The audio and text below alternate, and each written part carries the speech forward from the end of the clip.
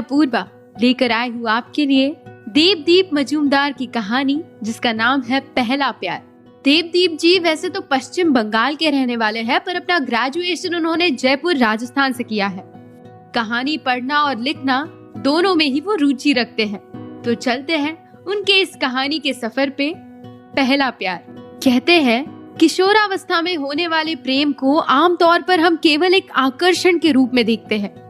कहते हैं कि उस समय वो प्रेम नहीं, बल्कि केवल एक समय है जिसमें आप किसी से लगाव महसूस करते हैं। पर ऐसी कई कहानियां हैं जिसमें यही लगाव एक रिश्ते का रूप ले लेती है और वो दो दिल हमेशा के लिए एक हो जाते हैं। इन परिस्थितियों में कभी ऐसा भी होता है जहां आपको कई बार धोखा मिलता है तो कभी आक्रोश, पर कुछ ऐसी खास कहानियां होती है जिसमें प्यार सच्चा होता है और आपका लगाव एक बंधन सा बन जाता है। और कभी कभी कोई इस बात को नहीं समझ पाता है तो ये लगाव एवं आकर्षण एक तरफा भी रह जाता है। कुछ ऐसे ही पलों को जोड़कर ये कहानी किशोरावस्था की प्रेम कहानी है, जो खास तौर पर हमारा पहला प्यार होता है। प्रस्तावना। नई दिल्ली। जाने माने लेखक राहुल श्रीवास्तव की नई पुस्तक लोगों के दिल को छू रही है। किताब के पब्लिश होने के 2 हफ्तों में ही पाठकों ने उनके काम को काफी सवारना शुरू कर दिया। लोगों को उनकी ये प्रेम कहानी काफी भा रही थी और आज वे खुद मीडिया के सामने प्रेस कॉन्फ्रेंस के लिए मौजूद है। रिपोर्टर 1, आपकी किताब पहला प्यार लोगों को काफी अच्छी लग रही है और 2 हफ्तों में ही मार्केट में हिट हो चुकी है। आपकी इस विषय पर क्या राय है? राहुल, हम लेखक लिखते ही है लोगों को एक संदेशा पहुंचाने के लिए। हम लिखते हैं लोगों के दिलों में अपने कहानी को बसाने के लिए, और जब पाठकों का इतना प्यार मिलता है तो लगता है इस बार अपना मकसद पूरा हुआ है। मैं सभी पाठकों को अपने तहे दिल से शुक्रिया अदा करना चाहता हूँ, जिन्होंने हर पल मेरे हौसले को बढ़ाया है। मेरे टीम मेंबर्स एवं मेरी पत्नी को भी धन्यवाद जताता हूँ, जिनके वजह से शायद ये कहानी आज आपके सामने है। रिपोर्टर 2, सर इस कहानी के लिए आपके पास कंटेंट कहां से आए? राहुल, ये कहानी मेरे दिल के काफी करीब है। इस कहानी को मैंने अपने आंखों के सामने होता हुआ देखा है और इससे बड़ा कंटेंट एक लेखक को क्या चाहिए? रिपोर्टर 3, तो फिर ये कहानी आपने पहले क्यों नहीं लिखी? राहुल, हर चीज का एक वक्त होता है मेरे दोस्त, उस वक्त से पहले कोई भी काम संपूर्ण नहीं होता।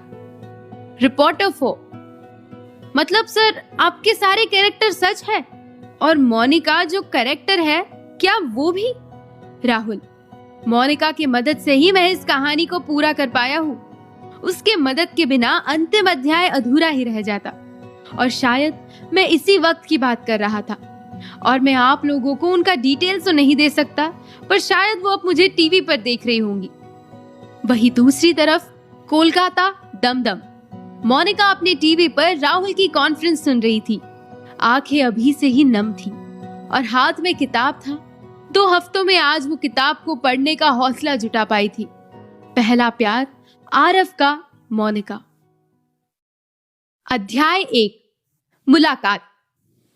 सुबह 7:20 सभी बच्चे खिलखिलाते हुए दोस्तों से अपनी अपनी बातें बांटते हुए स्कूल के गेट से अपने अपने क्लास की तरफ आगे बढ़ रहे हैं। श्री राम विद्यालय, कोलकाता 3। इसके हर एक प्रांगण में मानो ये बच्चे हंसते खेलते ना जाने कब बड़े हो जाते पता ही नहीं चलता। आज विद्यालय की स्थापना दिवस पालन करने के लिए उच्च अधिकारी एवं मीडिया की वजह से विद्यालय का हर एक किनारा रौनक से भरा था।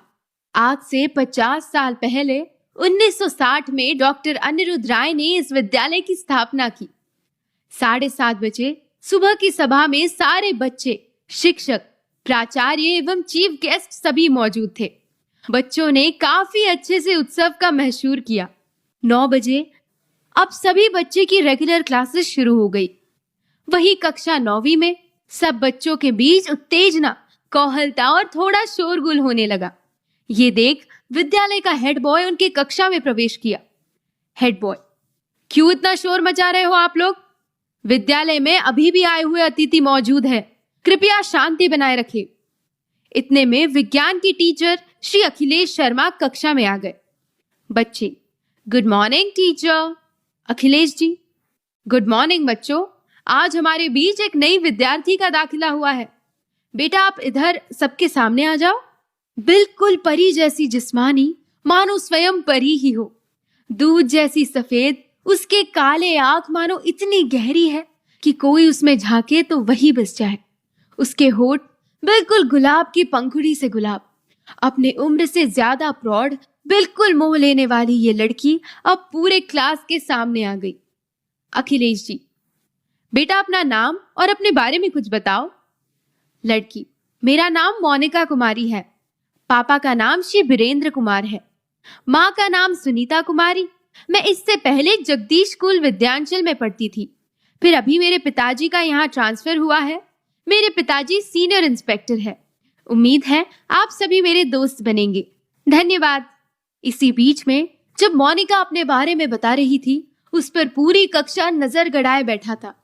उसी के बीच आरव अपनी सीट पर बैठने के बाद भी मानो अपना नजर उससे हटा न पा रहा था। मानो एक चिंगारी सी उसके बदन में दौड़ पड़ी थी। उसके चेहरे की उत्तेजना सब बयान कर रही थी। और शायद किशोरावस्था की यही नियति होती है कि आप किसी से इतना खिंचाव महसूस करें कि आप खुद अपने इस रूप से अचंभित रह जाएं।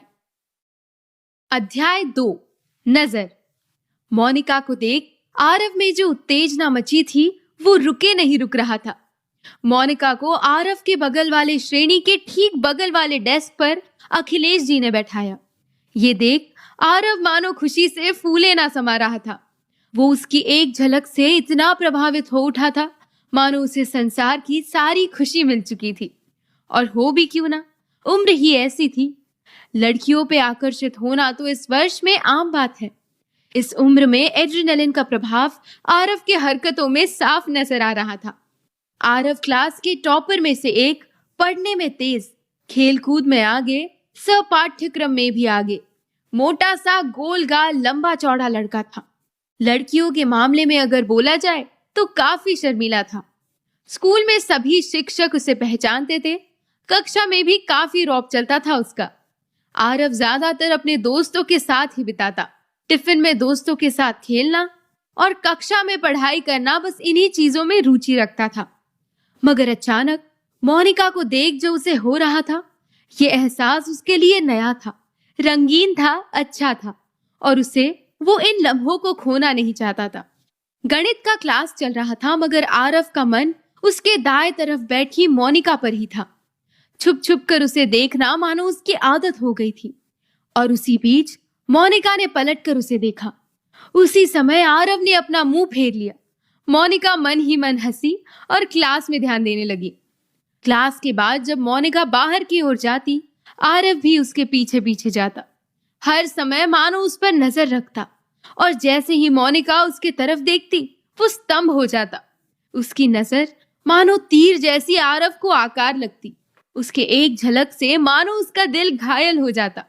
उसके नजर पे मानो आरव फिदा हो चुका था। घर जाकर भी बस उसकी आंखों को याद कर मुस्कुराया करता, उसकी हर हरकतों को याद किया करता।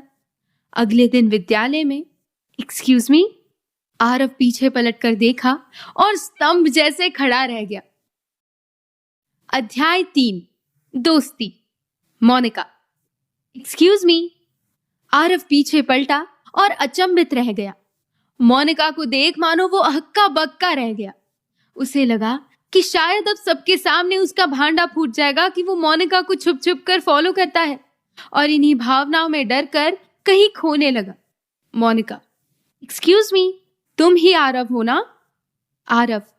हाँ हाँ हाँ हाँ, मैं ही आरव हूँ, बताइए क्या हुआ?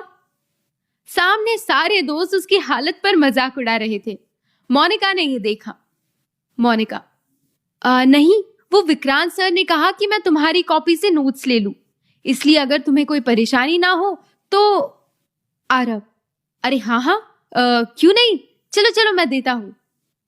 कॉपी और नोट्स के बहाने शुरू हुई ये दोस्ती काफी रोचक एवं अच्छा महसूस हो रहा था आरव को। मोनिका के साथ बिताया हुआ हर एक पल मानो उसकी अभी तक की सबसे अच्छी बीती हुई पलों में से एक थी। क्लास के बीच बात करना, हंसना और एक दूसरे को देख मुस्कुराना मानो आरव के अंदर की खुशी को दुगनी कर देती।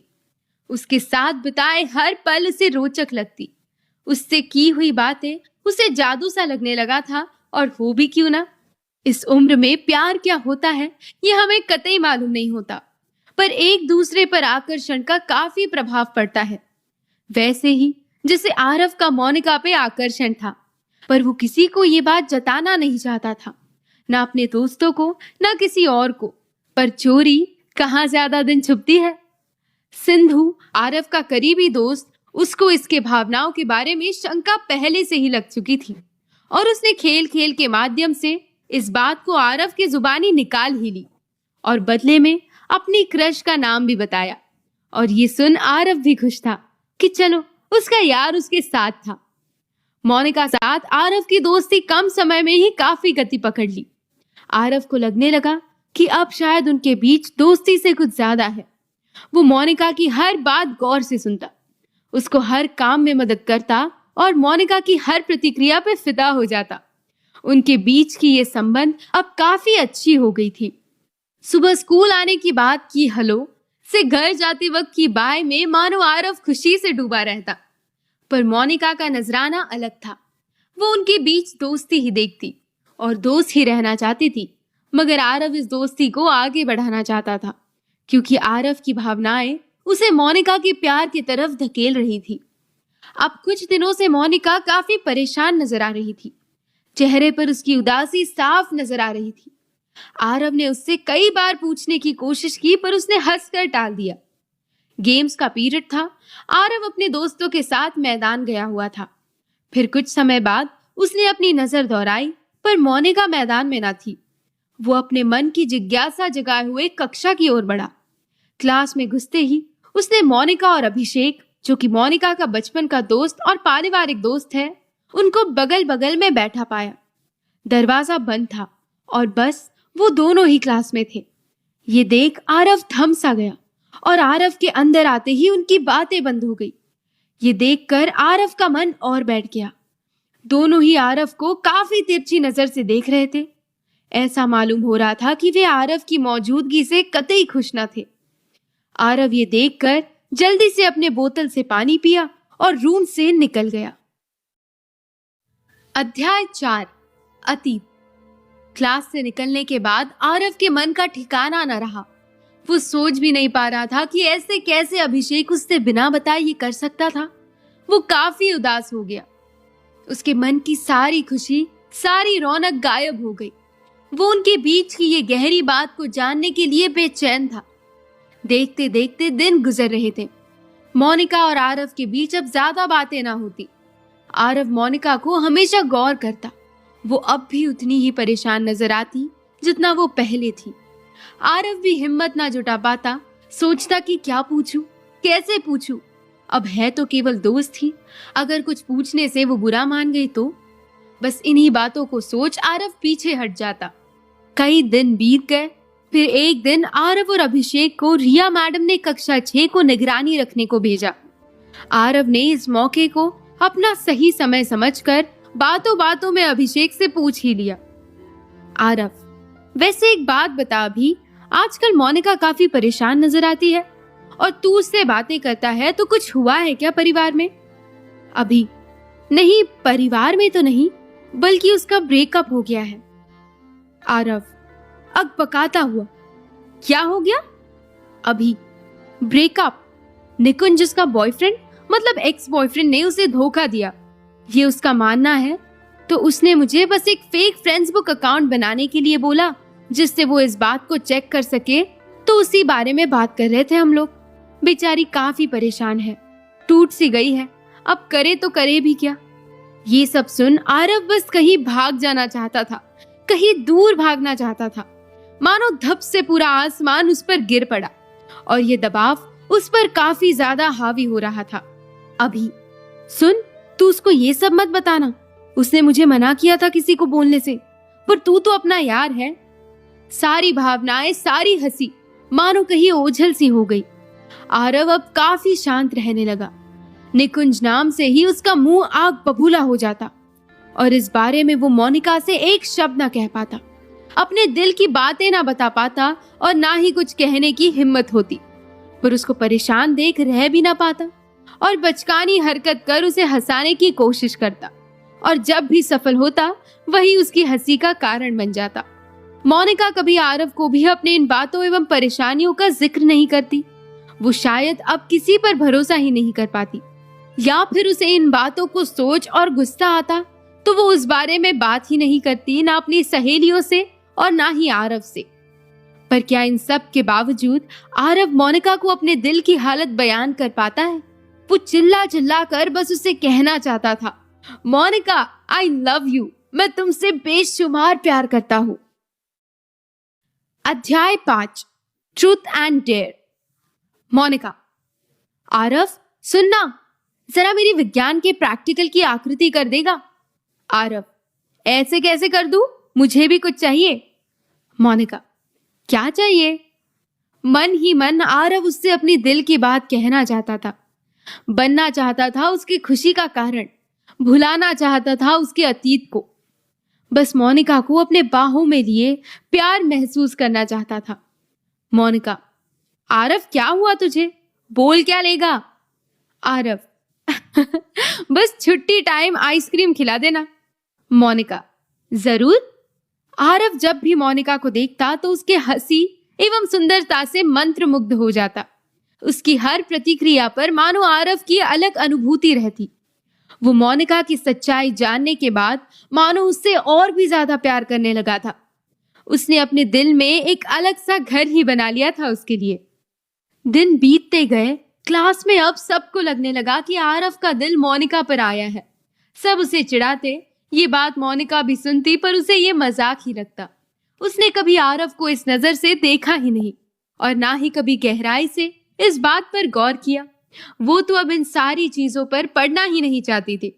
एक बार उसे धोखे का झटका लग चुका था, अब दूसरी बार वही गलती करना मोनिका को ठीक नहीं लग रहा था। और वही दूसरी तरफ आरव ये सब सुनकर मुंह बनाता, पर अंदर ही अंदर खुश भी होता।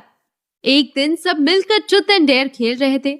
सब अपनी अपनी बारी में या तो ट्रुथ ले रहे थे और कुछ डेयर। कुछ देर से सभी डेयर के साथ ले रहे थे, पर खेल अब थोड़ा धीमा एवं बोरिंग हो रहा था। तभी बोतल का मुंह अब मोनिका की तरफ था। मोनिका, ट्रूथ। ट्रूथ सुनते ही सिद्धू के चेहरे की रौनक बदल गई। उसने खेल को इंटरेस्टिंग बनाने का सोचा और झट से पूछ डाला, वैसे ये बताओ ये निकुंज कौन है? मोनिका के चेहरे से मानो सारी हंसी फुर से उड़ गई। उसके चेहरे की रौनक कहीं गायब हो गई। उसने सबकी ओर देखा। आरव उसे वहां से ले जाना चाहता था मगर कुछ ना कर पाया। वो रोते रोते क्लास से बाहर चली गई। अध्याय 6, झटके। ट्रुथ एंड डेयर ने मानो कुछ ज्यादा ही प्रभाव डाला मोनिका पे। सिद्धू ने माफी मांगी मगर उसका मन तो किसी और पे खराब था। उसने कभी ना सोचा था कि ये बात सबको इस प्रकार मालूम चलेगी। उसने ये अपने सपने में भी ना सोचा था। सबसे बुरा उसे इस बात का लग रहा था कि आरव को ये बात ऐसे मालूम चली। वो आरव को ये शेयर नहीं करना चाहती थी, पर अब सबको ये मालूम चल चुका था। फिर एक दिन लाइब्रेरी का पीरियड था। आरव, मोनिका और 2-3 लोगों ने मिलकर क्लास बंक की और पुस्तकालय न जाकर क्लास में ही बैठे रहे। आरव बेंच के ऊपर बैठा था और मोनिका ठीक उसके सामने। मोनिका आरव का चश्मा लेकर उस पर अपने उंगलियों के निशान लगा रही थी और जब भी ऐसा मौका मिलता मोनिका ये हरकत किया करती। और अचानक से आरव ने पूछा, पता नहीं तुम्हें कैसा लगेगा, पर मुझे एक बात जाननी है, ये निकुंज है कौन? मोनिका मानो ये सुन हैरान थी, पर उसने सोचा कि अब शायद उसे बता देना चाहिए। मोनिका, जब मैं क्लास 8 में थी, विद्यांचल में निकुंज मेरे ही स्कूल में क्लास 9 में पढ़ता था। हमारी दोस्ती कंप्यूटर क्लास में हुई क्योंकि हमारा एक ही कोर्स था। फिर धीरे धीरे स्कूल के टिफिन ब्रेक में मिलने लगे, छुट्टी के बाद समय बिताने लगे और धीरे धीरे वो मुझे अच्छा लगने लगा। फिर एक दिन उसने मुझे प्रपोज किया। मुझे इस बारे में ज्यादा पता न था, पर वो मुझे अच्छा लगता था। फिर बस ऐसे ही शुरू हुई मेरी लव स्टोरी, जो आज कहीं वास बन उड़ चुकी है। कहते कहते वो रो पड़ी। ये देख आरव समझ ना पाया और उसके आंसू पोंछने आगे बढ़ा। तभी उसी मुहूर्त, विक्रांत जी, ये क्या हो रहा है यहाँ? आप लोग अपनी क्लास छोड़ के यहाँ सब क्या कर रहे हो? आरव, तुम ऐसा करोगे मैंने कभी नहीं सोचा था। कल तुम दोनों अपने अपने पिताजी को बुलाओगे, मुझे उनसे बात करनी है। ये सुनकर आरव के पैरों तले जमीन खिसक गई। आज तक कभी उसके घर स्कूल से शिकायत नहीं गई, और अगर इस कारण शिकायत हुई तो उसके पिताजी उससे काफी नाराज हो जाते और ना जाने उनका उस पर से विश्वास भी उठ जाता। आरव अपने पिताजी को काफी मानता था और उसे मालूम था विक्रांत सर जो बोलने वाले थे उसका कतई अच्छा प्रभाव ना पड़ने वाला था। ये सब सोचकर ही वो डर गया। इसकी सारी हंसी कहीं अदृश्य हो गई, चेहरा लटक गया। ये उसके लिए 440 के वोल्ट के झटके से भी परे था।